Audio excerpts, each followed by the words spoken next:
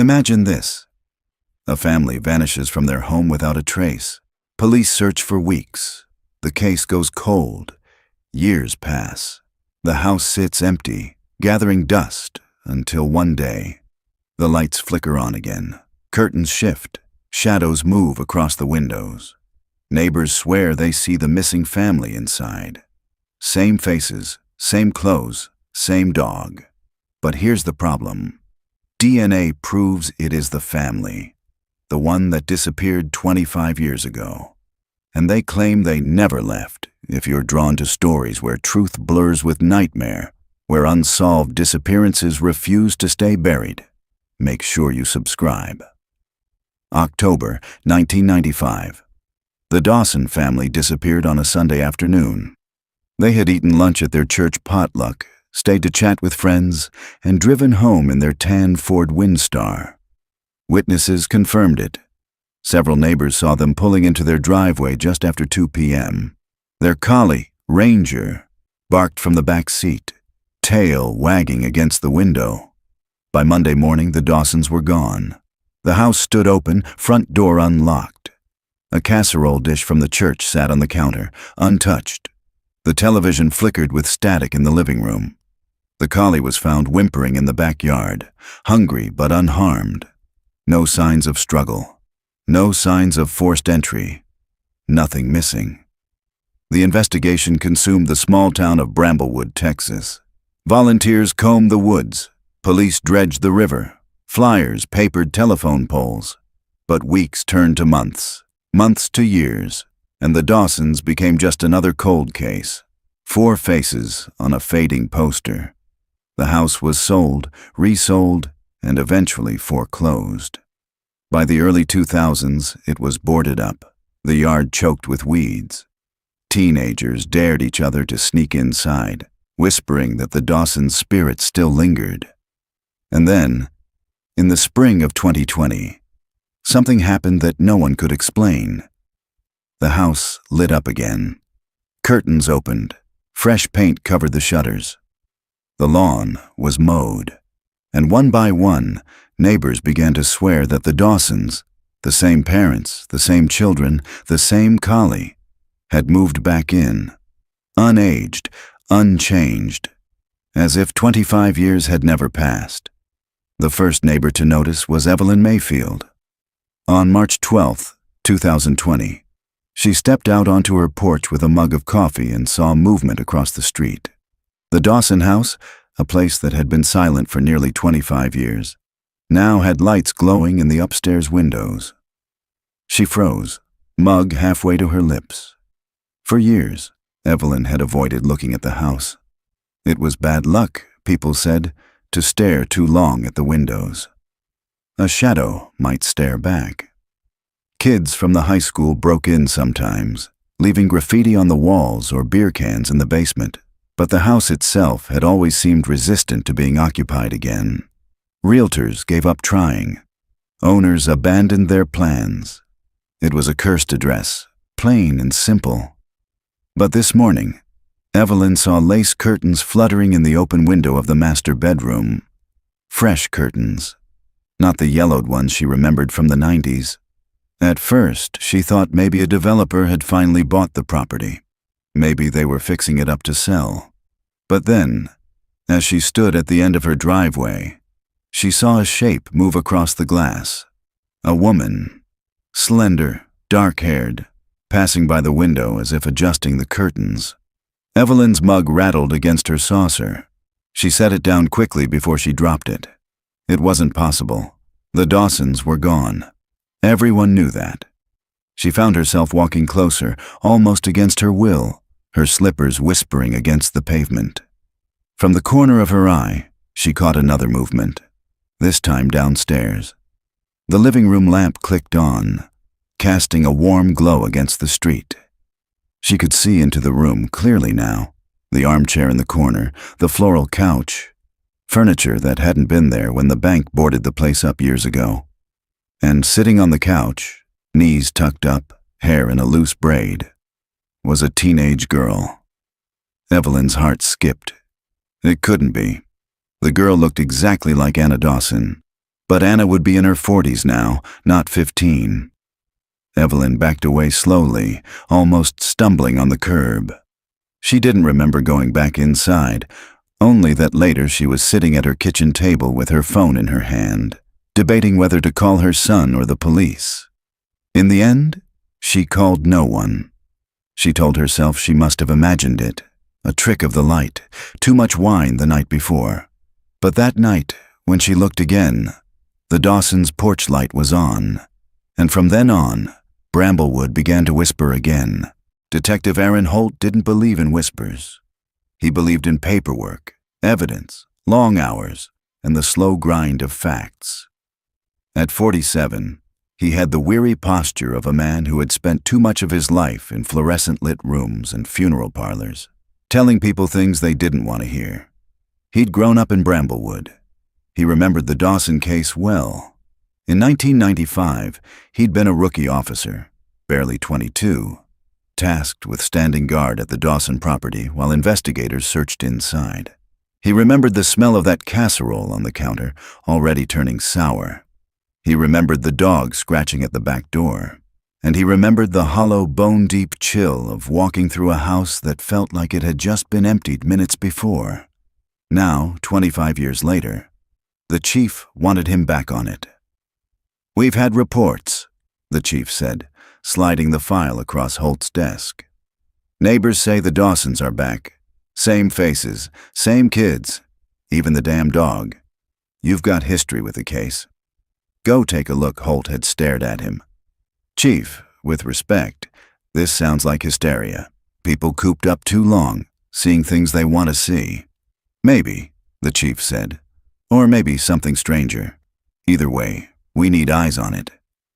So here he was, parked across the street in an unmarked sedan, watching the Dawson house through the rain.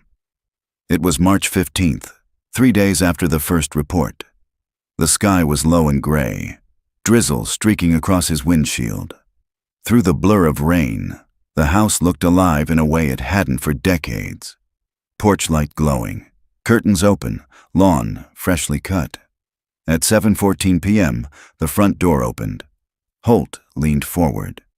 A man stepped out onto the porch, tall, square-shouldered, with neatly combed hair and a pressed shirt. He carried a trash bag, tied neatly at the top. He walked down the steps, crossed to the curb, and dropped it into the garbage bin. For a moment, the man turned his head, scanning the street. Holt froze. It was Thomas Dawson. The same Thomas Dawson who had vanished in 1995. The same face Holt remembered from the missing posters.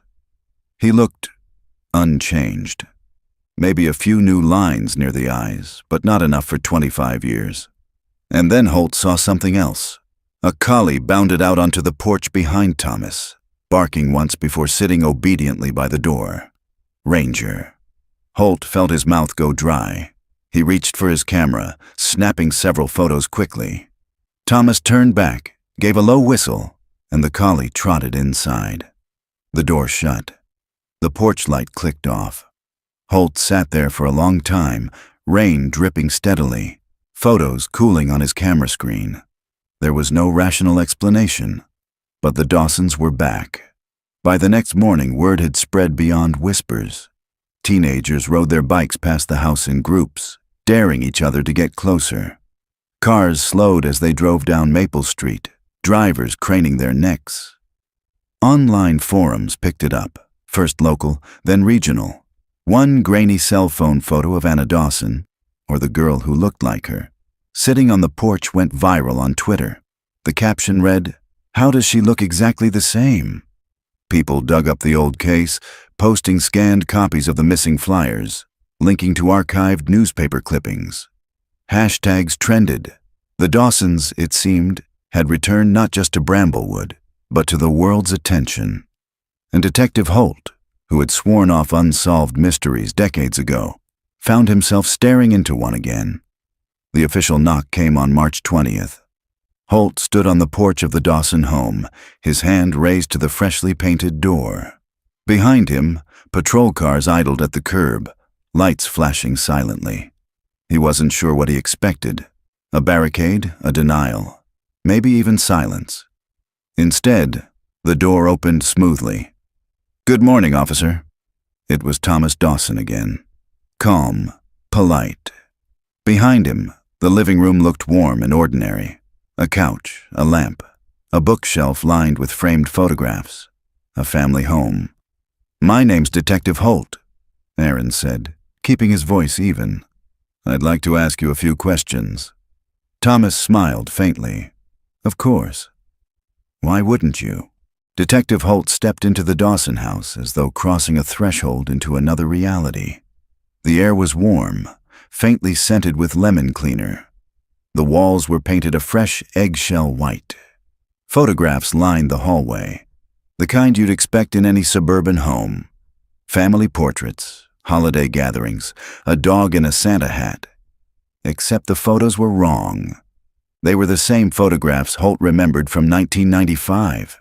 He'd seen them in the original case file, even handled a few when evidence techs cataloged the Dawson home all those years ago. In one frame, Anna and Caleb Dawson stood on the front lawn with Ranger, their collie, holding sparklers. Another showed Thomas and his wife, Elaine, seated at the kitchen table with a birthday cake between them. The photos were identical. Same clothes, same hairstyles, same smiles, frozen in time. But the frames looked new, as though someone had replaced them recently. "Please," Thomas said, gesturing toward the living room. "Come in. Would you like some coffee?" Holt shook his head. "No, thank you." His hand brushed the edge of his holster as he walked past Thomas. Not intentionally, just a nervous reflex, his body reminding him that this situation defied every training manual he'd ever read. Elaine Dawson appeared from the kitchen. She wore a pale blue blouse and jeans, her dark hair pulled back in a neat twist. Her face matched every missing poster Holt had ever seen. She smiled warmly. "Detective," she said. "It's been such a long time since we had company. Sit, please." Holt's mouth went dry. He remembered interviewing Elaine's mother the week after the disappearance. The woman had clutched her rosary until her fingers bled, repeating over and over that her daughter would never abandon her children. Holt had believed her. Now Elaine stood in front of him, unaged, unchanged. He lowered himself onto the couch, his eyes sweeping the room. The furniture was clean, ordinary. A half-completed jigsaw puzzle covered the coffee table. Ranger lay on the rug, tail thumping lazily. And then Holt noticed the children. Anna sat in the armchair, her braid draped over one shoulder. She looked exactly as she had in the school portrait that had circulated in 1995. Bright eyes, freckles across her nose. Next to her, Caleb leaned against the armrest, fiddling with a Rubik's Cube. He looked no older than 8. Holt's chest tightened. Caleb should be 33 years old. For a moment, no one spoke. The silence was heavy, punctuated only by the soft ticking of a mantel clock. Finally, Holt cleared his throat. "Mr. Dawson, Mrs. Dawson, where have you been?" Thomas smiled faintly, as if amused by the question. "Home, of course. This house has been empty for 25 years. Holt kept his tone measured. "You and your family were reported missing in October of 1995. Do you understand that?" Elaine's smile didn't falter. "Detective, we've never been missing. We've always been here. People must have misunderstood. Holt leaned forward. "We found your dog alone in the yard. The casserole left on the counter. Your bank accounts untouched. There were searches, vigils, investigations. Your parents, they died without knowing what happened to you." Elaine's eyes flickered, just for an instant, as if a shadow passed behind them. Then her smile returned, serene and steady. "People grieve in different ways," she said softly. "Sometimes they imagine the worst." Holt looked at Thomas. "And you? You're telling me you never left? That for 25 years you've been, what, sitting in this house?" Thomas's smile thinned. "Detective, I don't appreciate the insinuation. My family and I live quiet lives. We don't seek attention. Holt stared at him, trying to read the truth behind those calm, unwavering eyes. Behind him, the children whispered to each other. He caught fragments, Caleb's voice, light and quick. Don't say anything. Anna's in reply. He doesn't understand. Ranger barked once, sharp, startling. The collie rose, ears pricked, staring at Holt as though warning him. Holt stood slowly. I'll need to follow up. There will be questions. People will want answers. Thomas nodded once. Of course. You're only doing your job. Holt turned toward the door, every instinct screaming at him that nothing in this house was what it seemed. As he stepped outside into the cool March air, he glanced back once. Through the window, he saw the Dawsons standing together in the living room, 4 figures framed in warm light. They looked like a photograph brought to life, too still, too perfect. And in that moment, Holt understood why the neighbors had whispered. The Dawsons were back, but they didn't belong. Later that night, Holt sat in his office at the Bramblewood Police Department.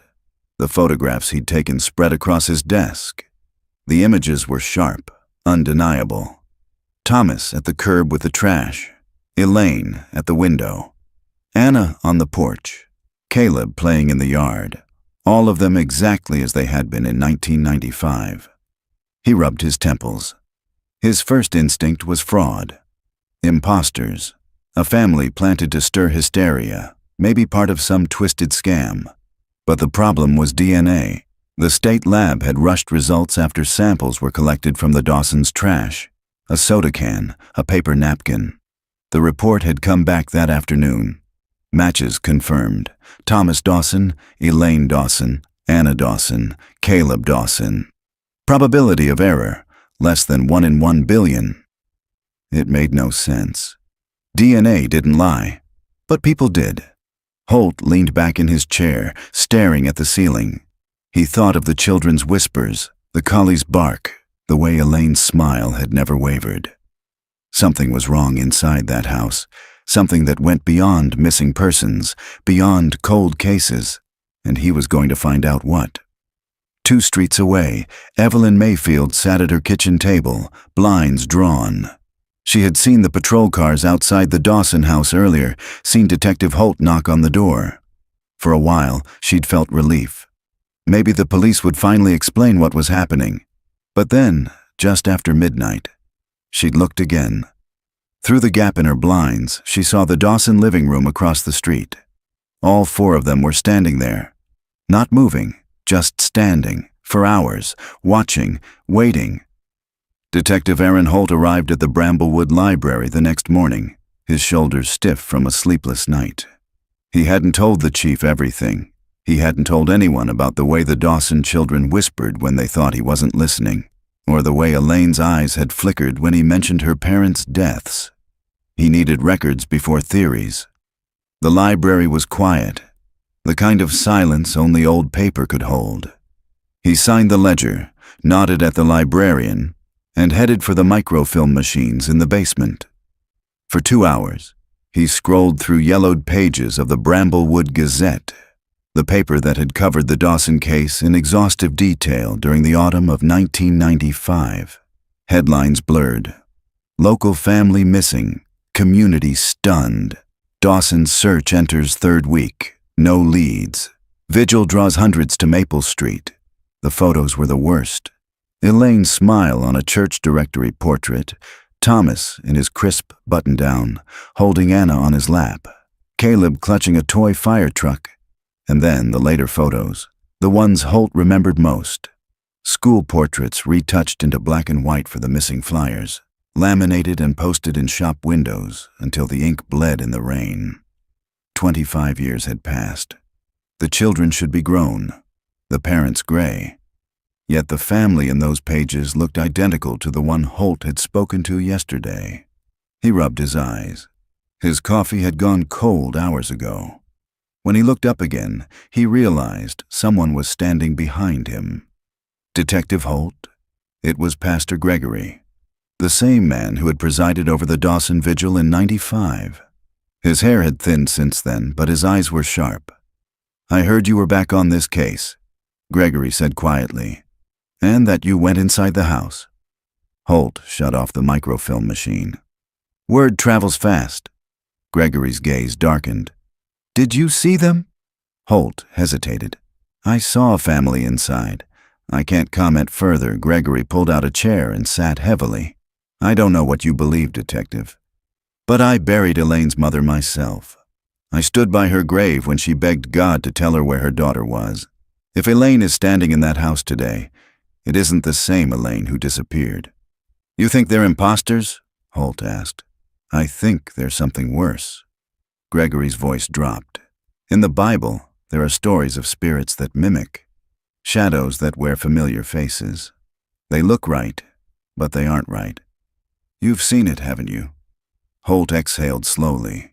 He wanted to dismiss it, to cling to the solid ground of evidence and fact. But last night, through Evelyn's blinds, the family had stood too still, too long, like figures trapped in a photograph. "Thank you, Pastor," Holt said, standing. "I'll keep that in mind." By Friday, the Dawsons were everywhere. The local paper ran a headline: "Return of the Dawsons. Police investigating." Talk radio speculated wildly. Witness protection, cult involvement, experimental medicine. A popular true crime YouTuber uploaded a 20-minute video titled "The Family That Returned from the Dead." Crowds gathered on Maple Street. People brought cameras, stood across the street, shouted questions. Some held signs, "We missed you" and "Welcome home." Others weren't so welcoming. "Imposters, go home." The Dawsons ignored them. They moved in and out of their home like any family. Elaine carried groceries from her car. Thomas mowed the lawn. The children rode their bikes up and down the driveway. Unchanged, unaged. And then came the first break. On March 23rd, Holt met with Dr. Karen Wu at the State Forensic Lab. She was the one who had processed the DNA samples from the Dawson trash.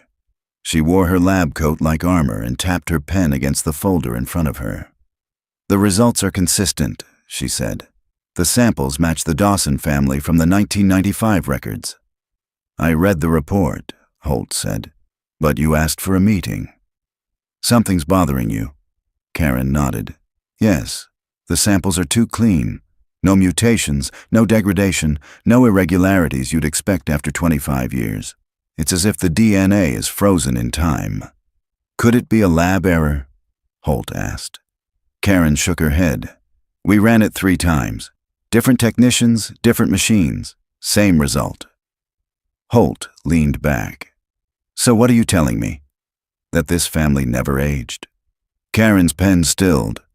"I'm telling you that from a genetic perspective, these people are identical to the Dawsons in 1995. Not just related, not just children of. Identical." Holt stared at her. "Clones?" Karen exhaled. "That's one theory. Another is identical twins, but that doesn't explain the children. The odds of both parents having twins, perfectly aligned to look like Anna and Caleb, are astronomically small." She closed the folder. "Detective, I don't know what's happening in Bramblewood. But if those are the Dawsons, they shouldn't exist the way they do now." That night, Holt parked down the street from the Dawson house again. The crowd had thinned, driven away by cold rain. The windows glowed softly. He raised his camera, adjusted the lens, and clicked. Through the viewfinder, the family sat around their dining table. 4 plates, 4 glasses, a roast chicken in the center. He snapped another shot, and another. On the third, his camera stuttered. The viewfinder went black. He lowered it, frowning, then looked with his naked eyes. The family was gone. The table was set, the chicken steaming, but the chairs were empty. Holt blinked. Then, in unison, all 4 Dawsons turned their heads toward the window. They hadn't been there a second ago, but now they were, staring directly at him. Evelyn Mayfield woke at 3:12 a.m. to the sound of footsteps outside her bedroom window.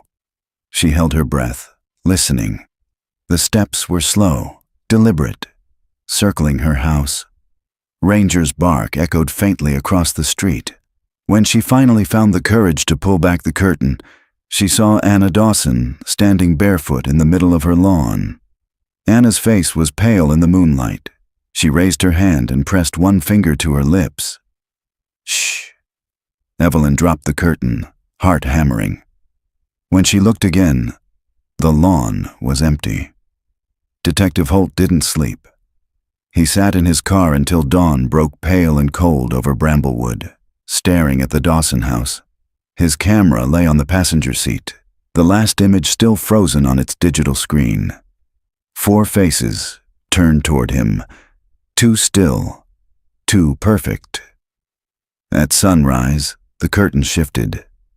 Elaine Dawson appeared at the window, her hand brushing the fabric aside. She didn't look surprised to see him there. She only looked tired. When Holt blinked, she was gone. He drove to the station. The chief was waiting in his office. "Sit," he said. His voice was gravelly, heavy with unspoken things. "We need to talk."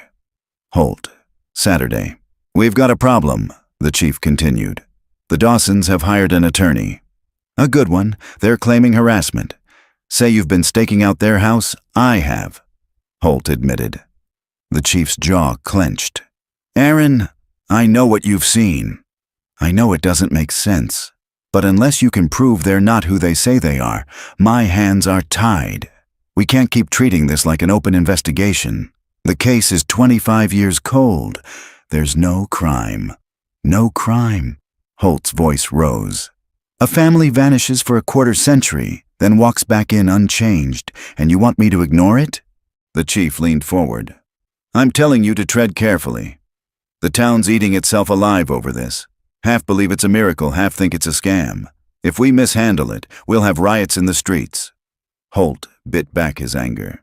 "So what do you want me to do?" Smile and wave. "Find proof," the chief said simply. "Something undeniable. Until then, keep it quiet. And Holt." He hesitated. "Don't go into that house again. Not without backup. There's something wrong in there. I can feel it." Holt ignored him. That afternoon, he knocked on Evelyn Mayfield's door. She answered quickly, eyes shadowed, hair pulled into a frayed bun. "You saw her, didn't you?" she whispered before he even spoke. "Who?" "Anna." Evelyn's hands trembled as she clutched the doorknob. "She was in my yard last night. She told me to be quiet." Holt studied her pale face. "Why didn't you call me?" "I was afraid. If I told anyone she'd come back." Evelyn's voice cracked. "Detective, that girl hasn't aged a day.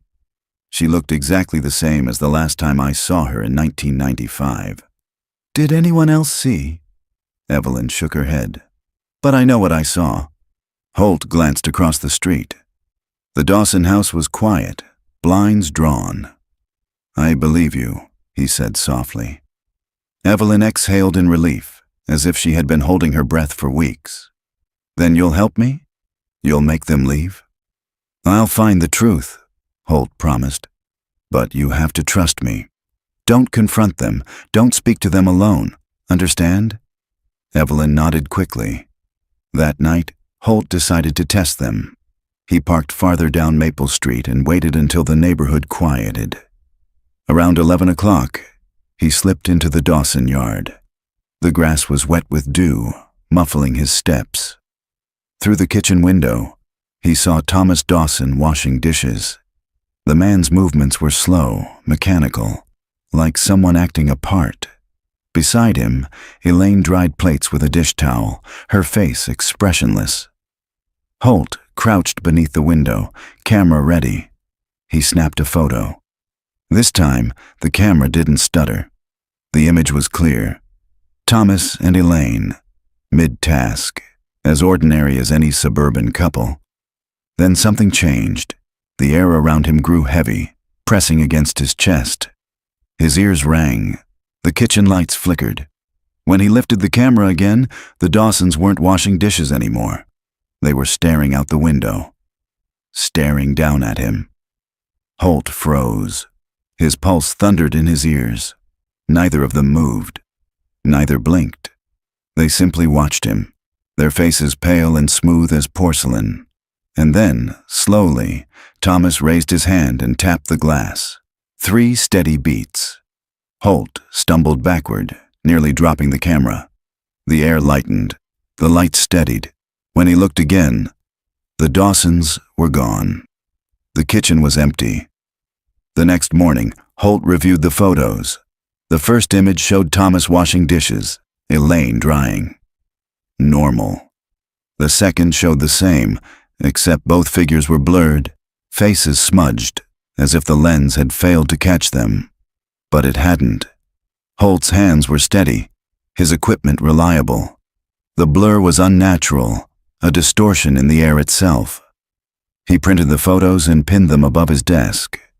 Proof. Not enough to convince the chief, maybe, but enough to keep going. He needed another angle. On Saturday, he visited the county archives. The records room smelled of dust and mold, rows of boxes stacked to the ceiling. He searched until he found the box labeled Dawson, 1995 to 1996. Inside were police reports, photographs, statements. He flipped through quickly, searching for anomalies. One report stopped him cold. October 23, 1995. Officer's statement. Witness claims to have seen the Dawson children in town 2 weeks after disappearance. Report dismissed as unreliable due to witness intoxication. The witness's name, Micah Rowe. Holt sat back, heart racing. He remembered Micah, a quiet mechanic who lived on the edge of town. He had died in 2001. Car accident, if memory served. But if Micah had seen the children 2 weeks after the disappearance, maybe the Dawsons had never left Bramblewood at all. Maybe they had been hiding in plain sight. That evening, Holt drove to the old Rowe property. The house was abandoned. Windows boarded, weeds curling up through the cracked driveway. He stepped inside. The air smelled of mildew and rodent droppings. Most of the furniture was gone, but in the basement he found a workbench covered in dusty papers. Among them was a notebook, its pages warped from water damage. The handwriting was jagged, desperate. Saw the kids again today. Same faces, same voices. They don't change. They don't sleep. I told the police, but they don't believe me. Something's wrong with that family. They're not who they say they are. Holt closed the notebook with shaking hands. Outside, dusk had fallen. He looked back toward Maple Street. The Dawson house stood in silhouette, its windows glowing faintly. For the first time, Holt wondered if Pastor Gregory was right. Maybe this wasn't a case. Maybe it was something older, something darker. The call came just after midnight. Evelyn Mayfield's voice was frantic, barely coherent. "They're in my house! Detective, they're inside!" The line went dead. Holt grabbed his coat and his gun. When he reached Maple Street, Evelyn's front door was wide open, swinging in the wind. The lights were on. The living room was empty. On the carpet lay Evelyn's phone, screen cracked, and beside it, a single photograph. It showed Evelyn sitting at her kitchen table, smiling stiffly. The Dawson family seated around her like honored guests. The photo was dated October 12, 1995. The night the Dawsons disappeared. Detective Holt didn't move at first. He stood in Evelyn Mayfield's doorway, staring at the photograph on the floor. His chest tightened as he forced himself to pick it up. The glossy paper trembled in his hand. The image was wrong. Not just because it was impossible. Evelyn smiling at a table with a family who had supposedly vanished that very night, but because of the details. The wallpaper behind them wasn't the current soft cream. It was the gaudy floral pattern Evelyn had ripped down in the early 2000s. The coffee mugs were the chipped ceramic set Evelyn had thrown out when her husband died. The photograph was real. and Evelyn Mayfield was gone. Holt called it in. Within 30 minutes, Maple Street swarmed with flashing lights. Officers combed through Evelyn's house, marking evidence, taking statements from the handful of neighbors who had come outside in their robes and slippers. None had seen anything. No vehicles, no strangers. Just Evelyn's porch light flicking on, and then silence. The chief arrived, his face grim. "Aaron, what the hell is this?" Holt handed him the photograph. The chief squinted at it, then swore under his breath. "Where did you get this?" "On the floor," Holt said. "When I arrived, the house was open. No sign of Evelyn." The chief rubbed his forehead. "We'll put out an alert." "But Holt," his voice dropped, "do not tell anyone about that picture. Not yet. If this gets out, we'll have hysteria." Holt didn't argue. He knew hysteria was already here. By dawn, Evelyn's house was sealed off with the yellow tape. Holt drove home but didn't enter. He sat in his car, staring at the empty street. His exhaustion pressed down like lead. He closed his eyes, intending to rest just for a moment. When he opened them, the world had shifted. His windshield was fogged from the inside. The clock on the dashboard read 2 a.m., though he could swear it had been nearly 7. And standing in the middle of the street was Anna Dawson. She wore a pale nightgown, bare feet on the asphalt, hair limp around her face. She stared directly at him, her lips moving soundlessly. Holt scrambled for the door handle, but when he stepped out, the street was empty. Only the lingering echo of a child's voice, soft, pleading, remained in the air. The next day, Pastor Gregory called. "I need to show you something," he said. His voice was taut with urgency.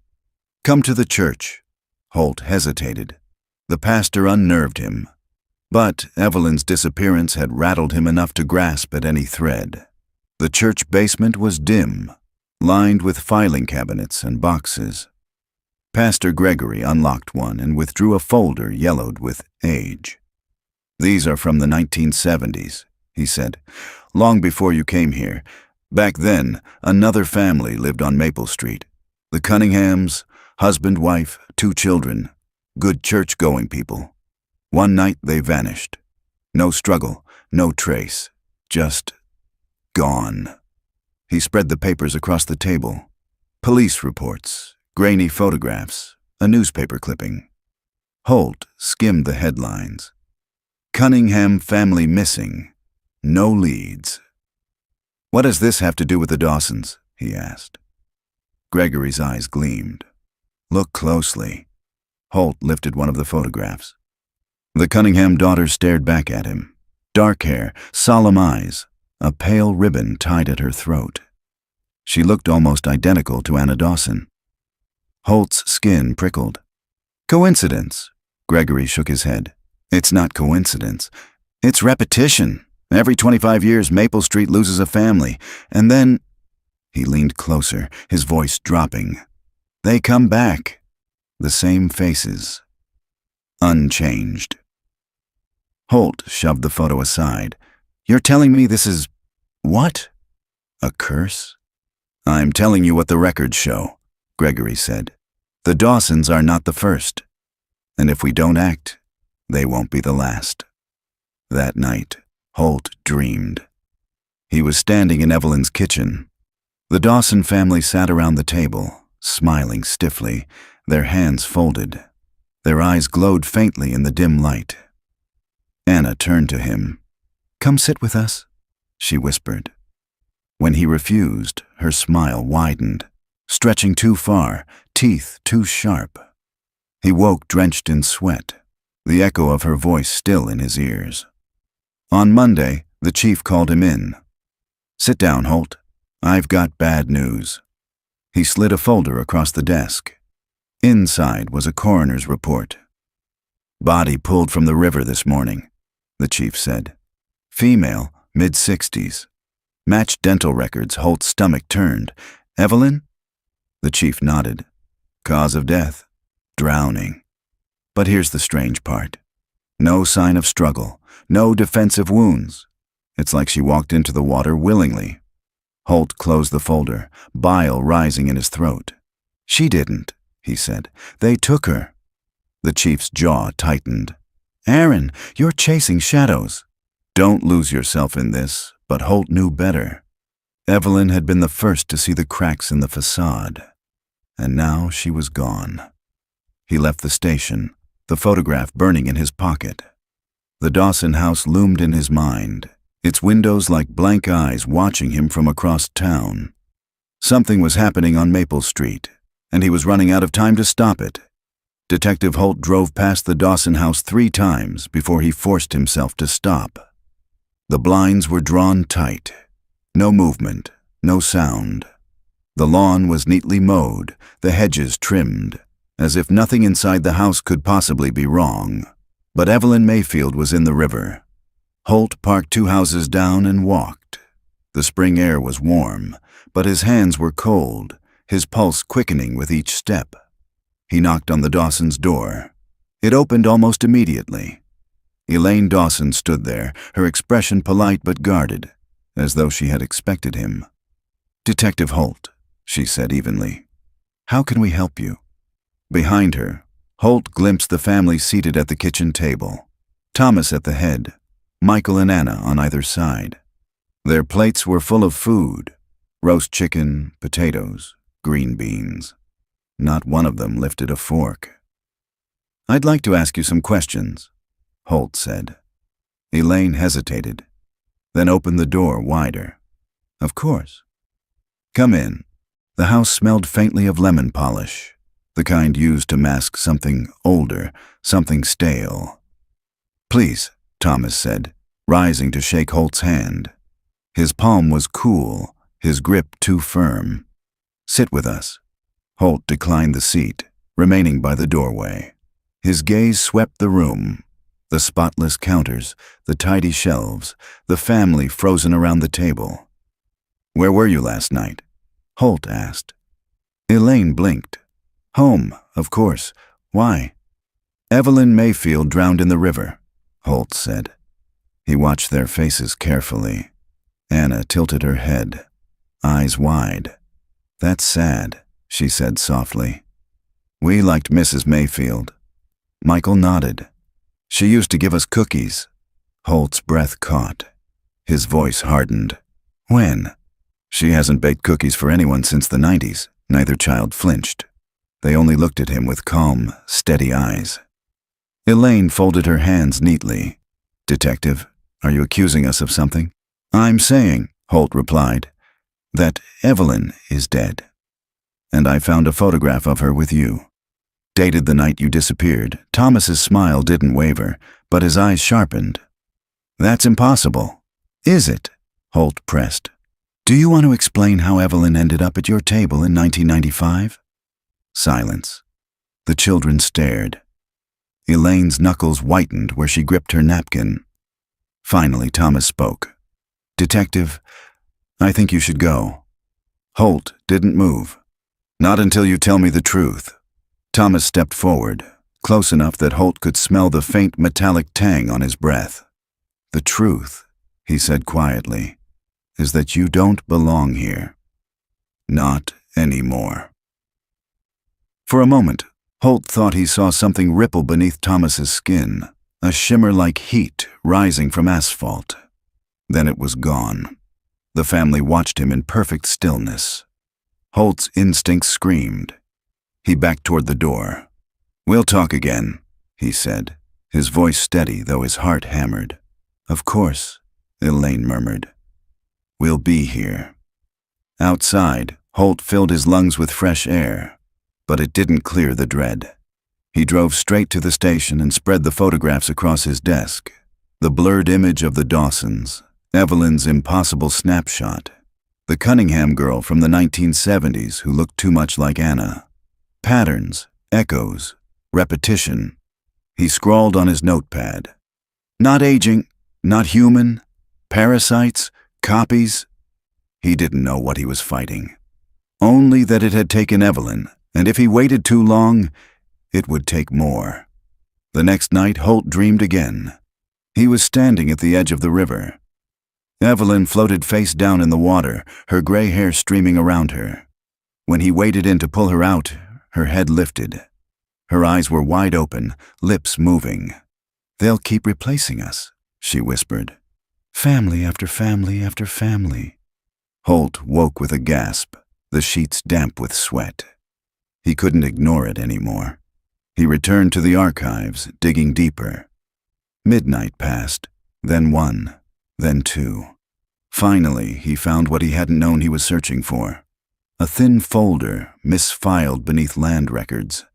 Inside were photographs from 1950. Black and white, grainy but clear enough. Another family on Maple Street.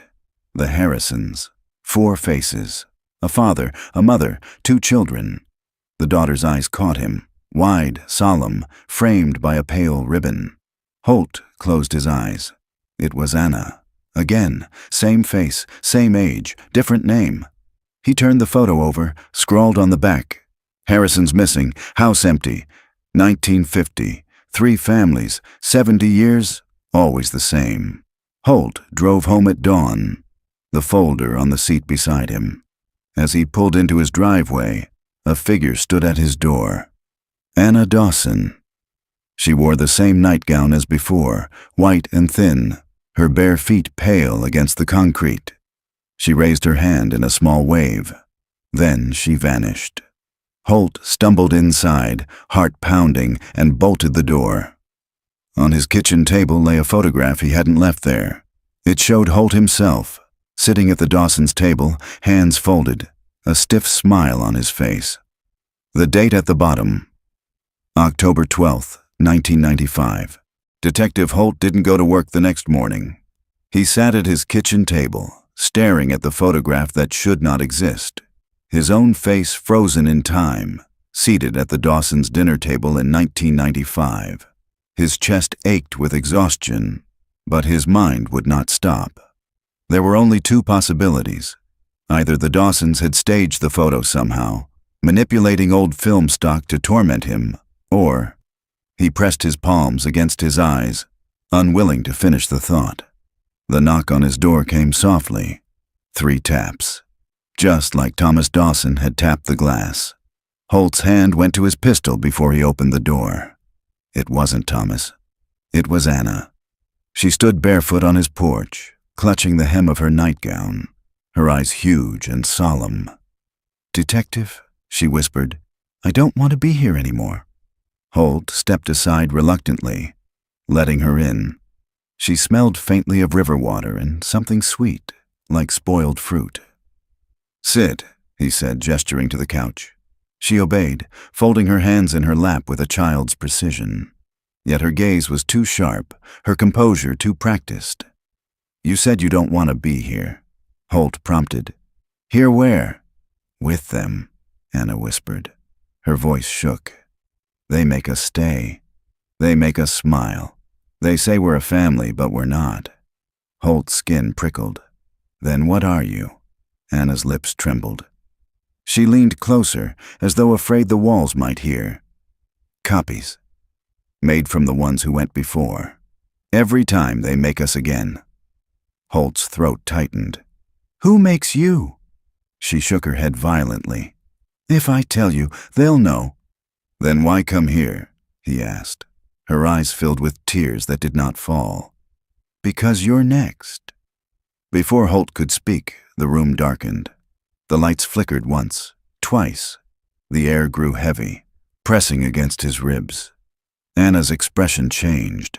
Her lips stretched into a smile too wide for her face. "They're here," she whispered. The window shattered inward. Holt dropped, drawing his pistol. Glass rained across the floor. Through the shards, a figure climbed. Thomas Dawson, his face expressionless, his hand steady as if the broken glass didn't cut him at all. Elaine appeared behind him, stepping carefully through the wreckage. "Anna," she said calmly. "Come home." Anna sat perfectly still, her smile frozen, eyes locked on Holt. "Detective," Thomas said, voice low, "this isn't your fight." Holt aimed his pistol. "Stay where you are." Neither flinched. "You can't stop this," Thomas said. "It's bigger than you. It's older than all of us." He reached for Anna's arm. She rose mechanically, the tears gone from her face, smile still fixed. Holt fired. The bullet struck Thomas in the shoulder. He staggered but did not bleed. His smile widened, and for the first time Holt saw the ripple beneath his skin. A shimmer, a distortion, like a reflection on disturbed water. Elaine stepped forward. "Enough," she said. Her voice deepened, vibrating in Holt's bones. "You'll join us soon." "Don't fight what's already decided," Holt fired again. The bullet punched through her torso. She didn't even stumble. Then the lights flared white, blinding. When Holt blinked his vision clear, the Dawsons were gone. Only the broken window remained, the night air cold against his face. Anna's impression lingered in the couch cushions. Holt didn't sleep. He boarded the window, packed his evidence into boxes, and left his house before dawn. He couldn't stay there, not with them able to come and go at will. He drove aimlessly until he found himself outside the hospital. Micah Rowe's name surfaced in his mind, the man who had claimed to see the Dawson children in 1995. Dead nearly 20 years, but maybe someone still alive had known him. The records clerk was tired but cooperative. Within an hour, Holt held Micah's medical files. Notes from therapy sessions, observations of paranoia, scribbled warnings in the margins. They live in reflections. They step out when the mirror is ready. Holt's hand shook. He remembered the shimmer under Thomas's skin. Maybe Micah hadn't been paranoid at all. That evening, Holt parked down the block from Maple Street. He watched the Dawson house until the sun slipped away. The lights flicked on, room by room, until the whole house glowed. Shadows moved across the curtains. At exactly 9 o'clock, the front door opened. The Dawsons stepped out, dressed in their Sunday best. Thomas in a suit, Elaine in a blue dress, Michael with a tie too tight, Anna with her ribbon. They walked down the driveway and stood at the curb, motionless as though waiting for something. Holt raised his camera. The air around them rippled. One by one, duplicates stepped out. Exact copies, identical faces, identical clothes. 4 Dawsons became 8, then 12, then 16. Each pair of eyes lifted toward Holt's hiding place. He lowered the camera, bile rising in his throat. This wasn't a family. It was a factory, and it had been running on Maple Street for generations. Detective Holt knew he couldn't keep circling the Dawson house forever. Every night, the duplications multiplied. He had counted 22 at one point, rows of identical Dawsons standing in the streetlight like mannequins. They never spoke, never moved, only stared toward the watching world. And then, as if someone had flipped a switch, they would vanish, leaving the street empty once more. It was a performance, a message, and Holt was the audience. By Thursday night, he made his choice. He would go inside. He prepared as if for war. 2 cameras, extra batteries, a body mic connected to a recorder strapped under his jacket. His service weapon, loaded and cleaned. A flask of holy water Pastor Gregory had pressed into his hand, murmuring prayers. Holt didn't believe in blessings, but he was desperate enough to carry it. The street was quiet when he parked, the air thick with the silence that had become Maple Street's signature after dark. Neighbors no longer peeked from windows. They stayed away from their blinds, pretending not to hear the footsteps and whispers outside. The Dawson house loomed at the end of the block, windows glowing faintly. Holt crossed the lawn. His boots sank into damp earth. His hand tightened on the gun. He didn't knock. He turned the doorknob. It opened without resistance. The air inside was warm, stale. The lemon scent was gone. The living room sat in perfect order. Couch, armchair, photographs on the mantel. But something was wrong. The photographs had changed. No longer the Dawsons smiling at holidays or birthdays. Now they showed strangers. Families Holt didn't recognize, frozen in black and white, then in fading Polaroid, then in glossy color. Families from every decade, their clothes shifting with the years. In each, the children were always the same. The girl with the braid, the boy with the toy. Anna and Michael, over and over. Holt's stomach lurched. He lifted one frame. The back bore a neat inscription, "The Harrisons, 1950. He set it down carefully, his hands trembling. A sound echoed from deeper in the house, a low, rhythmic thud, like machinery. Holt followed it. The basement door stood ajar. He descended slowly, the wooden steps groaning under his weight.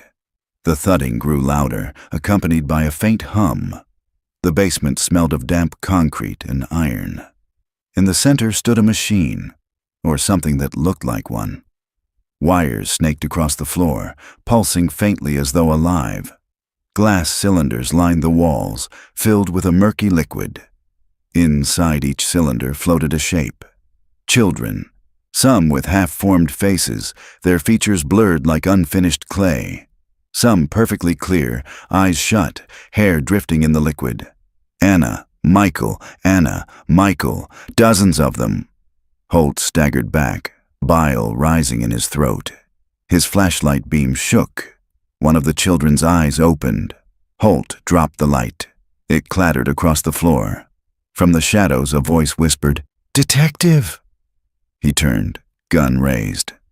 Elaine Dawson stood at the foot of the stairs, her dress immaculate, her face serene. Behind her, Thomas appeared, blocking the exit. "You weren't invited," Elaine said softly. "What is this?" Holt demanded. His voice cracked. "What are you doing to those children?" Elaine tilted her head. "Preservation, renewal. Families fade, families die, but we keep them whole." "They're copies," Holt spat. "Empty shells." Elaine's smile widened. "Are you so sure? Look at them. They laugh, they play, they remember. Isn't that enough?" Thomas stepped closer. His skin rippled in the flashlight's beam. "You've seen what happens when families vanish. Grief, anguish. The world tears itself apart. We spare them that. We bring them back." Holt's finger tightened on the trigger. "That's not bringing them back.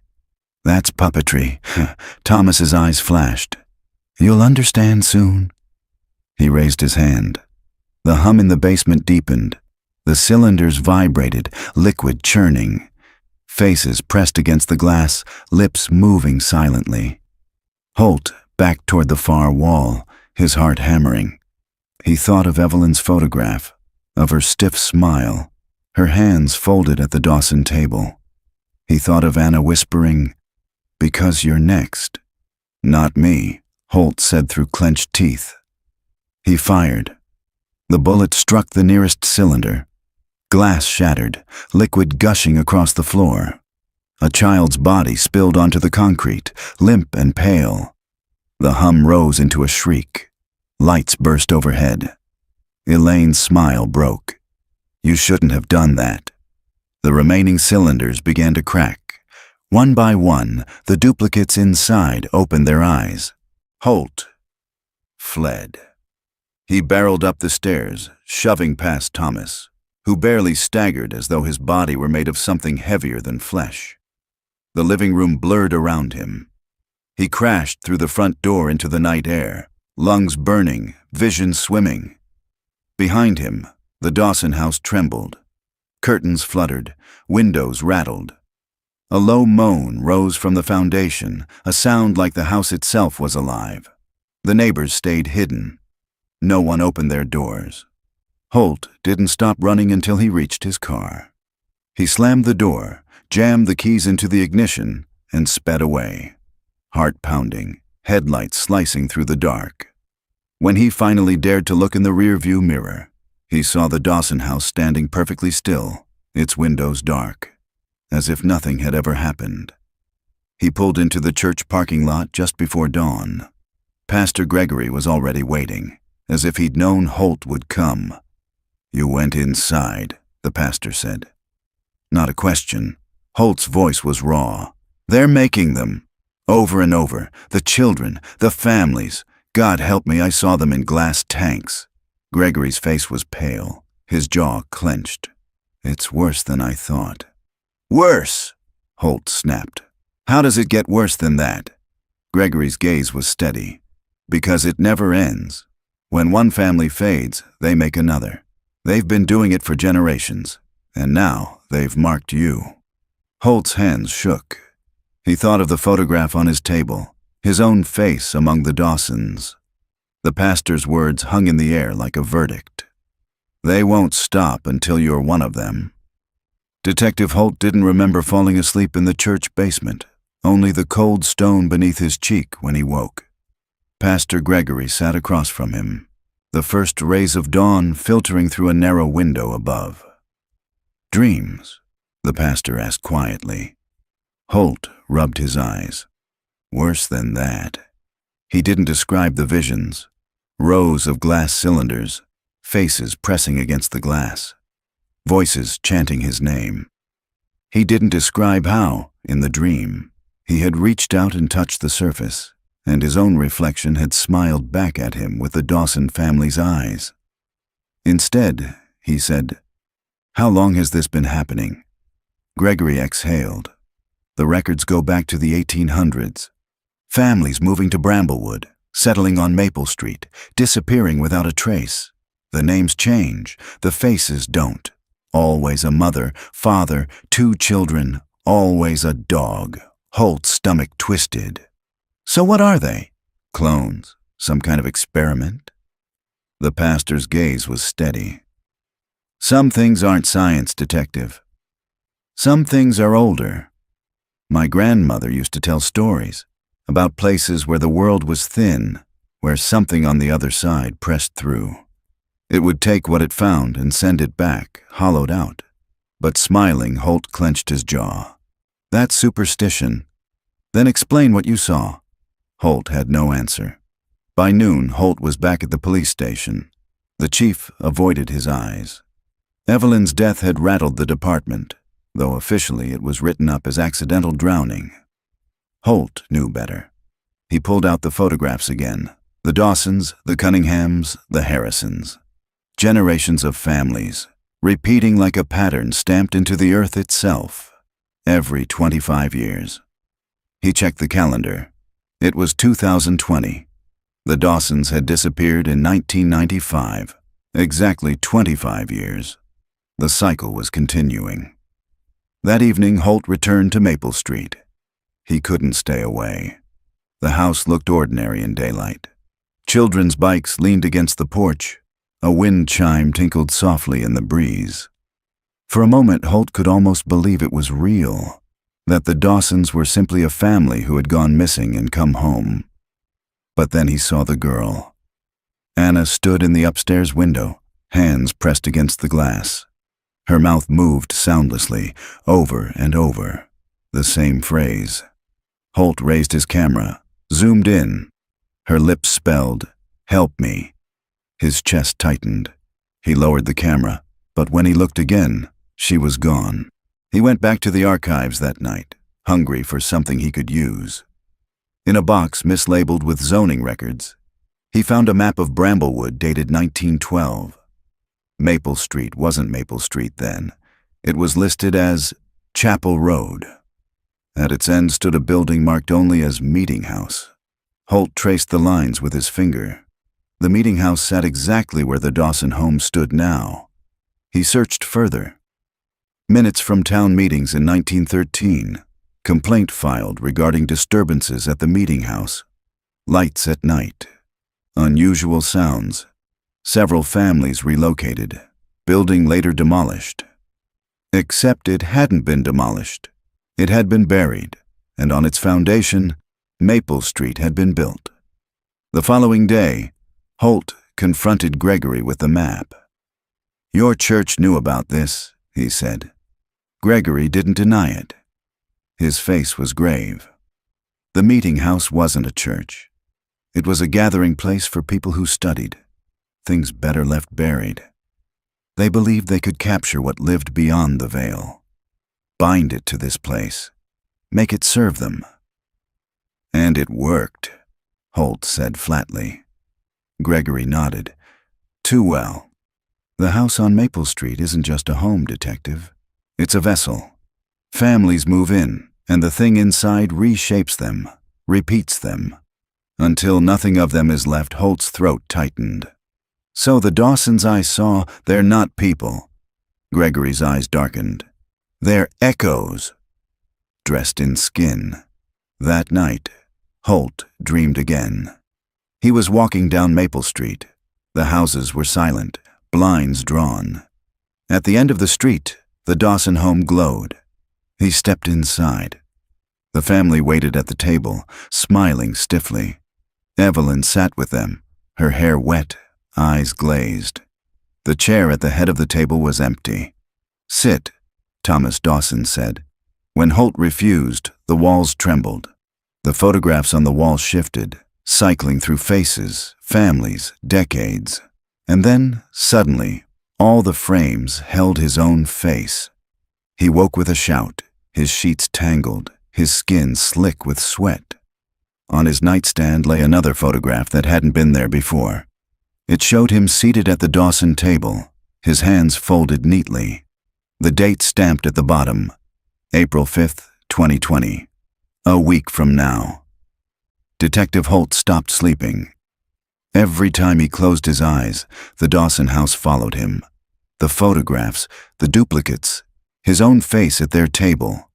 By Monday, he was running on coffee and stubbornness alone. His hands shook, but his focus sharpened. If he didn't act, the date stamped on that photograph, April 5th, would become his grave. He spread the evidence across the church basement table. Maps, photos, Evelyn's cracked phone, Micah Rowe's notebook. Gregory sat across from him, lips moving silently in prayer. "We can't stop it," Gregory said finally. "The families never come back. They only wear the faces. And once it marks you—" "I'm not finished yet," Holt cut in. His voice was hoarse but steady. "Every machine has a core. That thing in the basement, it runs on something. If I can find it, I can shut it down." Gregory frowned. "And if you can't, then it kills me. Either way, I don't end up at that table." That night, Holt prepared as if heading to war. His pistol, though he doubted bullets mattered. A crowbar, a satchel of accelerants from the evidence lockup, gasoline, flares, thermite charges, and Gregory's flask of holy water, though Holt still wasn't sure whether he carried it out of belief or desperation. At midnight, he parked on Maple Street. The neighborhood was silent. The Dawson house glowed, steady as a lighthouse. He crossed the lawn. The air grew thick, pressing down on his chest. His ears rang faintly. The front door was unlocked, waiting. The house greeted him with silence. The living room looked ordinary. Couch, lamp, photographs on the walls. But the photographs had shifted again. This time they showed him dozens of copies of himself smiling stiffly beside the Dawson family. Holt forced himself past them and headed for the basement. The door groaned open. The hum rose to meet him, low and alive. He descended slowly, the beam of his flashlight cutting through the dark. The cylinders were still there, lining the walls, but more were cracked now. Some lay shattered, liquid drying on the floor. Empty glass. And in the center of the room stood something new, a shape like a mirror, tall and narrow, its surface rippling like liquid silver. Faces shifted across it: Thomas, Elaine, Anna, Michael, Evelyn, the Cunninghams, the Harrisons, and then his own. Holt's stomach dropped.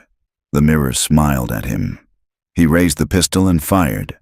The bullet struck the surface, sending ripples across the liquid, but it did not break. The smile widened. "Detective," a voice whispered from the mirror.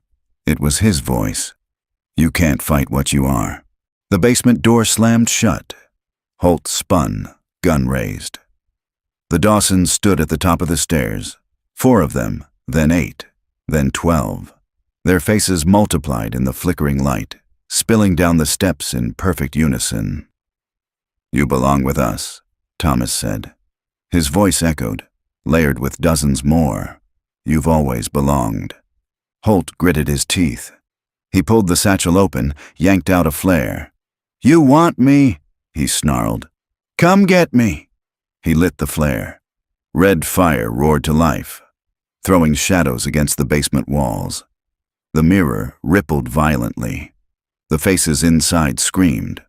The Dawsons hesitated, their smiles cracked. Holt hurled the flare into the nearest cylinder. The glass exploded, liquid rushing across the floor. The duplicates wailed, their forms flickering, their edges blurring. He yanked the thermite charge from the bag, struck the fuse, and hurled it at the base of the mirror. White fire erupted. The hum rose to a shriek, shaking the foundation. The Dawsons screamed in unison, their bodies rippling like reflections in shattered glass. Holt staggered back, shielding his eyes. The mirror convulsed, the silver surface boiling, faces stretched, melted, dissolved. Then came silence. The mirror collapsed into shards of blackened glass. The cylinders cracked, spilling their contents onto the floor. The Dawsons were gone. Holt stumbled up the stairs into the night air. Smoke poured from the basement windows. Flames licked the curtains. The Dawson house burned, bright and hot, sparks rising into the night sky. Neighbors poured from their homes, shouting, pointing. Sirens wailed in the distance. Holt leaned against his car, chest heaving. For the first time in weeks, the weight lifted from his lungs. The Dawsons were gone. The cycle was broken. Or so he thought. As firefighters battled the blaze, Holt stood back, watching. The house collapsed inward, beams crashing into sparks. And in the crowd of neighbors, he saw her, Anna. She stood barefoot on the curb, nightgown pale in the firelight, her braid hanging over one shoulder. She smiled at him. Then she vanished. Holt's hands shook. His chest went cold. Because when the flames roared higher, he saw something glinting in the wreckage. Unburned, untouched. A shard of the mirror. Its surface still rippling faintly, as though waiting. Detective Holt didn't remember driving home. One moment he was watching the Dawson house collapse into fire, neighbors shouting, sirens blaring. The next, he was sitting at his kitchen table, hands clenched around a mug of cold coffee, staring at the blank wall. The shard was still in his car trunk. He hadn't told anyone. Not the firefighters, not the other detectives, not even Gregory. He should have left it. He should have let it burn. But when he saw it glinting through the flames, something inside him moved, like a hook pulling a fish. His body had acted before his mind caught up. Now it sat wrapped in an old towel, humming faintly like a machine left on. He could feel it through the walls. By Tuesday morning, Holt forced himself back into routine. He shaved, he showered. He went to the station. The fire marshal called it a gas leak. Reporters swarmed the site, eager for a story about the infamous vanishing family house finally destroyed. Everyone wanted to believe it was over, but Holt knew better. The shard was still alive. And so, in some way, were the Dawsons. Gregory found him in the church that evening, kneeling before the altar. Holt hadn't prayed in years, but the words came out of him like a wound reopening. "Do you think it's over?" Holt asked when Gregory sat beside him. Gregory looked at him closely. "You don't believe it is?" Holt hesitated. "I found something." In the fire, a piece of it. Gregory's face drained of color. "You kept it?" "I couldn't leave it there." "You don't understand," Gregory whispered. "It doesn't die in fire. It doesn't die at all. You've invited it in that night," Holt dreamed. He stood in the Dawson living room, only now it was his living room, his furniture, his photos on the walls. But the photos had changed. They showed him at the table with a family that wasn't his, a wife, 2 children, smiling, eyes dark, skin waxen. "Sit with us," Thomas Dawson's voice whispered. Holt woke gasping, sweat slick on his skin. The shard hummed from the trunk, louder than ever. By Wednesday, he couldn't resist. He drove out to the edge of town, to the old limestone quarry where kids spray-painted the rocks and drank cheap beer. He parked by the cliff, opened the trunk, and unwrapped the shard. It gleamed faintly, even in the afternoon sun, its surface rippling like mercury. Holt lifted it in both hands and saw his reflection. Only it wasn't just his reflection. Behind him stood Evelyn, behind her Anna, their faces pressed close, smiling too wide. He dropped the shard, but it didn't fall. It hovered in the air, humming. "Detective," Evelyn's voice whispered from its surface, "you can't erase what's written." Holt staggered back, heart hammering. "You're not real." But Anna stepped closer within the glass, her hand pressing to the surface.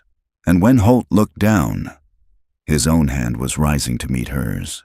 The shard pulsed, the air vibrating. Holt heard voices, hundreds, layered, whispering, chanting. His knees buckled. And then, silence. The shard dropped, clattering to the ground. Its surface went dark. Holt bent to pick it up, but froze, because the reflection staring back at him wasn't his own. It was smiling.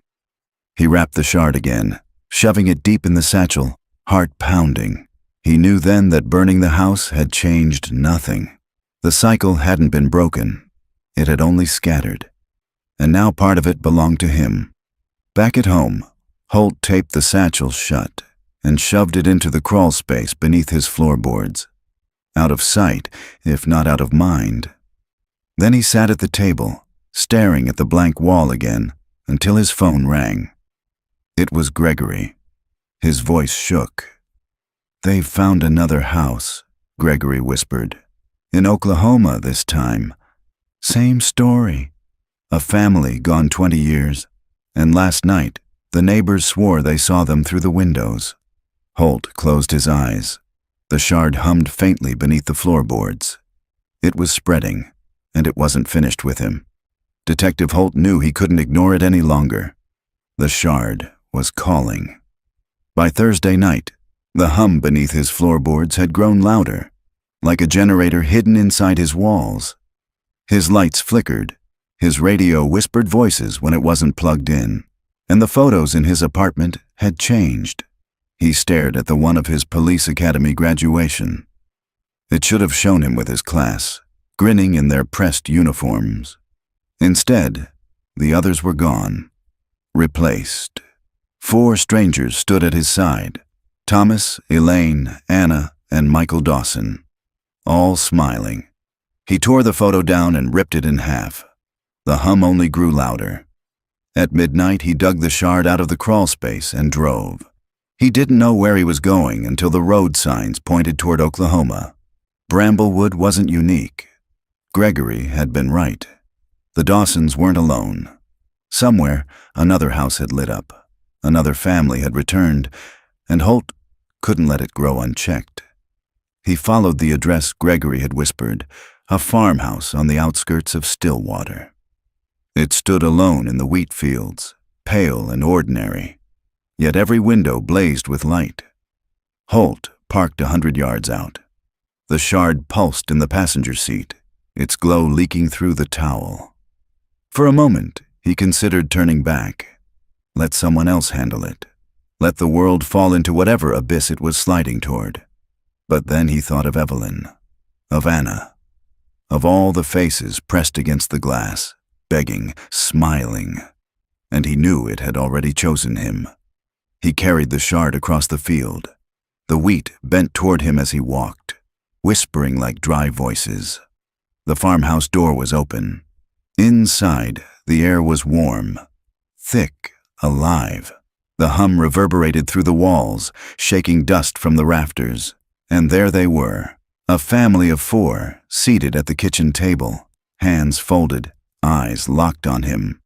"Welcome home," the father said, His voice was Thomas Dawson's voice. His face was wrong, too smooth, too bright. But it was close enough. Holt lifted the shard. It pulsed, eager, hungry.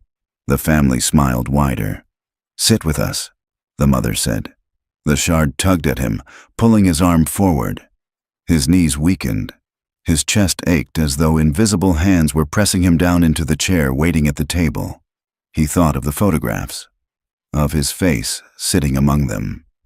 And he realized with sudden clarity, the shard didn't want to destroy him. It wanted to replace him. It wanted him to become part of the cycle. "No," Holt whispered. He drew the crowbar from his belt and swung. The shard cracked. Light burst from it, spilling across the walls in searing waves. The family screamed in unison, their faces warping, melting like wax. Holt struck again. The shard shattered into 3 jagged pieces. The hum spiked to a shriek that shook the farmhouse foundations. The family lunged at him, mouths stretched too wide, eyes black as ink. Holt hurled the shards into the air and fired his pistol. Bullets struck glass. The pieces exploded, raining silver dust. The screams cut off. The family froze. Their bodies convulsed, then collapsed into heaps of clothing and bone. Empty shells. The farmhouse went silent. Holt staggered into the night, lungs burning. The wheat swayed violently, then stilled. In the distance, the farmhouse glowed faintly, then crumbled inward, timbers snapping like bones. By dawn, only smoke rose from the field. Holt leaned against his car, staring east as the sky paled. The shards were gone. The hum was gone. But deep inside, in the silence between heartbeats, he thought he heard something else. Not gone, not destroyed. Waiting. The sun crested the horizon. Holt slid into his car and started the engine. He didn't drive back to Bramblewood. He didn't drive back to the station. He drove on, past the fields, past the towns, past the people who still believed their homes were safe. Because he knew the truth now. There would be another house, another family, another face smiling from behind glass. And until he was gone, it would never stop looking for him. A year later, Bramblewood had rebuilt itself around absence. The Dawson house was gone, its lot smoothed into a patch of grass. Children biked past without slowing. The name was rarely spoken, but every so often, someone new moved into town, and the old stories rose again. The missing family, the house that lit up after 25 years, the detective who vanished soon after. Because Holt never came back. His apartment sat empty, his badge and guns sealed in evidence storage. His car was found at a motel outside Wichita, engine still warm, driver's door open.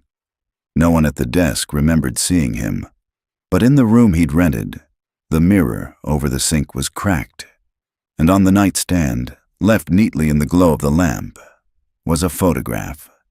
It showed a family of 4, mother, father, 2 children, and at the end of the table, smiling, sat Detective Andrew Holt. The photograph was dated 3 days in the future. Fade to black.